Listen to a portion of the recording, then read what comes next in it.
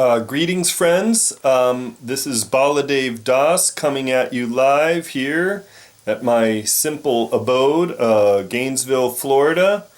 Again, July 5th, 2015. A topic I would like to jump right into involves a very serious topic which could be the major revelation to help all of humanity make a quantum leap. Now, this is a new aspect of what everyone has to this date understood as far as spiritual liberation.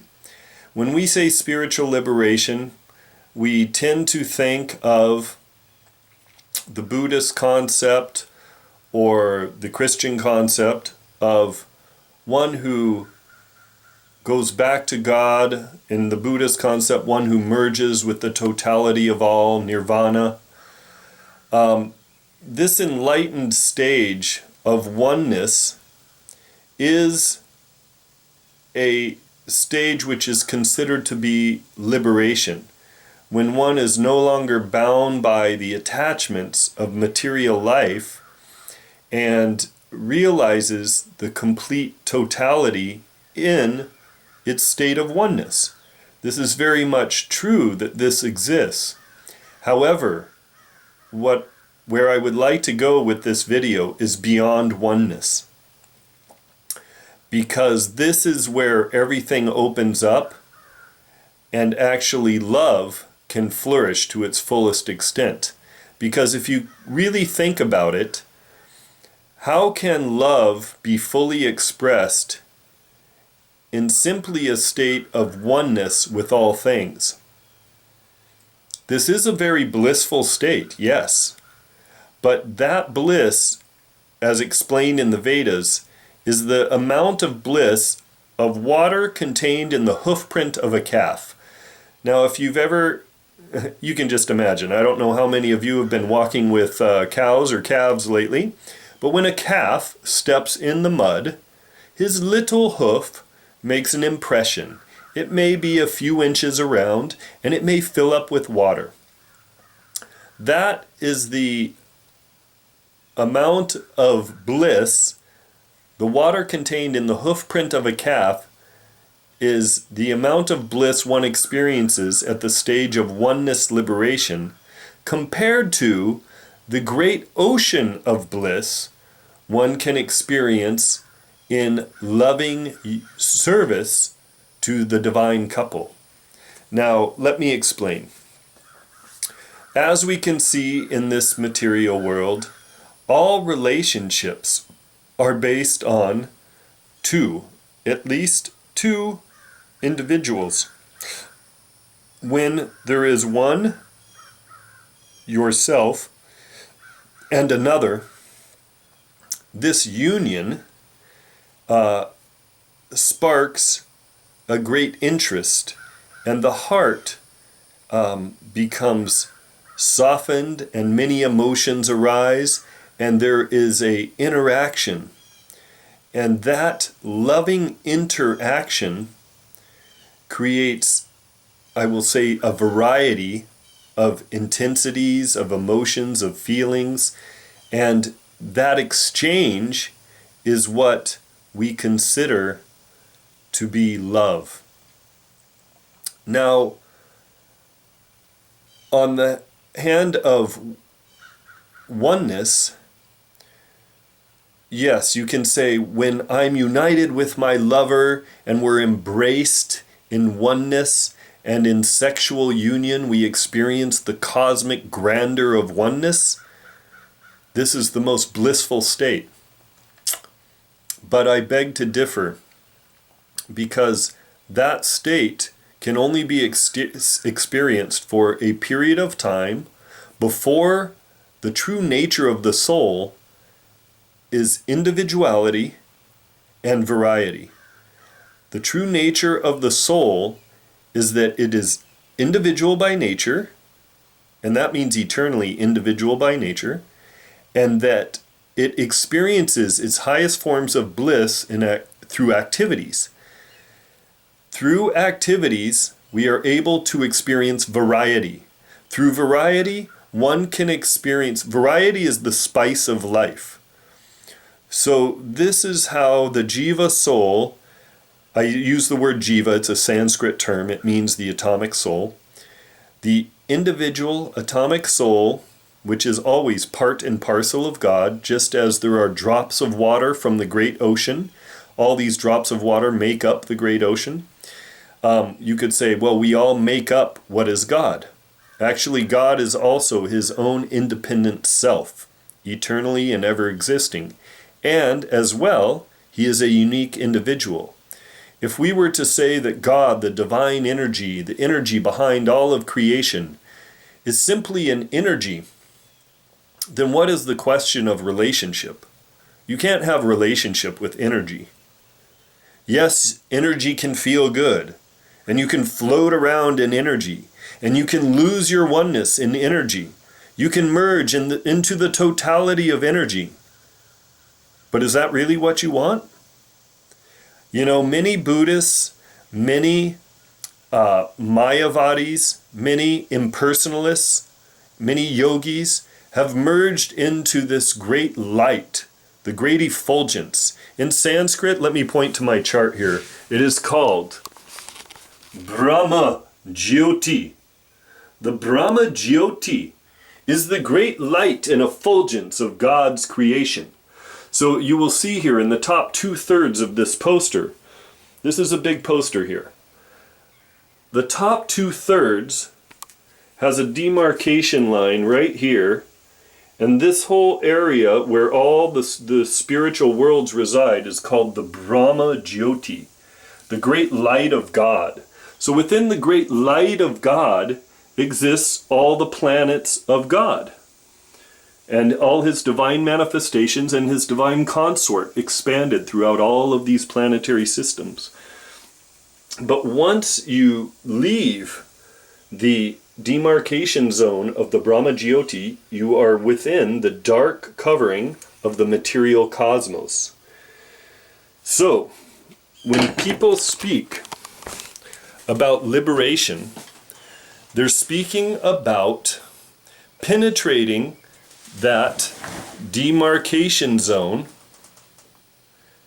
and going beyond into the higher worlds. However,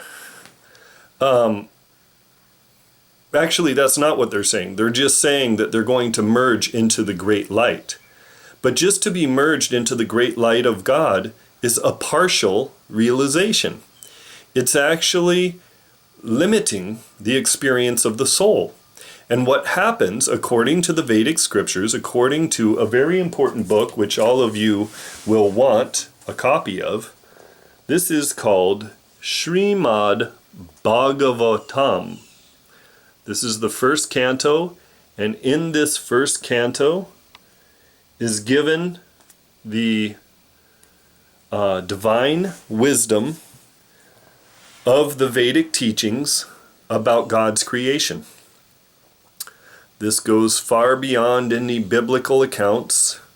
This goes into cosmic manifestation and why God creates and how God creates with his multifarious energies and divine supernatural powers. God is limitless. The Sanskrit word is achintya. It is inconceivable. Do you see the size of my head? How big do you think my brain is? Well, it's not big enough to actually comprehend all of the inconceivable abilities of God. This is why it's called inconceivable. Even though the brain can be illuminated and enlightened, and we have many supernatural abilities that we can remote view and, time travel and all these things, still, I am not omniscient in that degree with my brain. My soul is eternal, Sat Chidananda, full of eternality, knowledge, and bliss. My soul is. But this brain, up here in the cranium, it can only conceive of so many things. So we're looking at a map and we're trying to understand certain things, this blueprint of creation. But ultimately, my friends, there is divine wisdom that can only be accepted from a pure source. That is why I'm referring you to Vedic Sanskrit literature when it comes in an authoritative, transcribed way from the realization of pure devotees, of enlightened beings who have very carefully handed this knowledge through. Then we can understand the totality of creation and why we're here and what we can do to elevate our consciousness to the supreme abode once again. So, just to summarize what I'm getting at here is that just an impersonal realization of the absolute is not sufficient. To just say, I am one with all things, that I am God, you are God, we are all God, and we are returning to God. This is not sufficient if we are leaving out the understanding of who is this personality of God. Now the Christians would say it's Jesus. Some Christians say that, but we understand that Jesus is the Son of Man. He is the Son of the Father. So many enlightened beings come to this world, and they are representatives of God. We also can become awake and a representative of God. So when we awaken to our Christed nature, then we can realize more fully how we are related to that Supreme Being. That Supreme Being is very playful, very loving, has a beautiful, most beautiful, exotic form. And that very ever-loving and playful being comes to this material world, and many of the planets in this material world, and many of all the universes and all the planets, and he performs what are called his divine Leela, in which he manifests in different forms, avatar forms.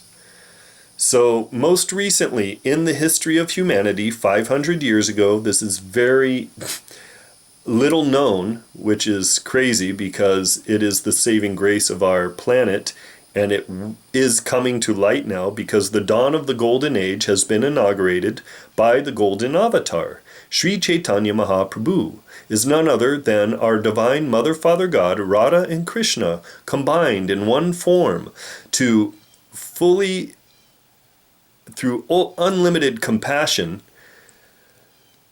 expand throughout this world and throughout the universe and throughout the cosmos, infinite loving sentiments. Divine love is awakening, my friends, and this is what the consciousness revolution is about.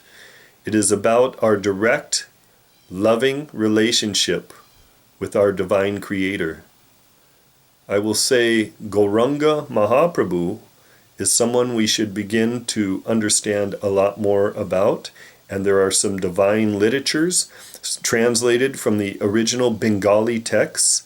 500 years ago, there were many close associates with Sri Chaitanya Mahaprabhu, who is also known as Gauranga, the golden-limbed one.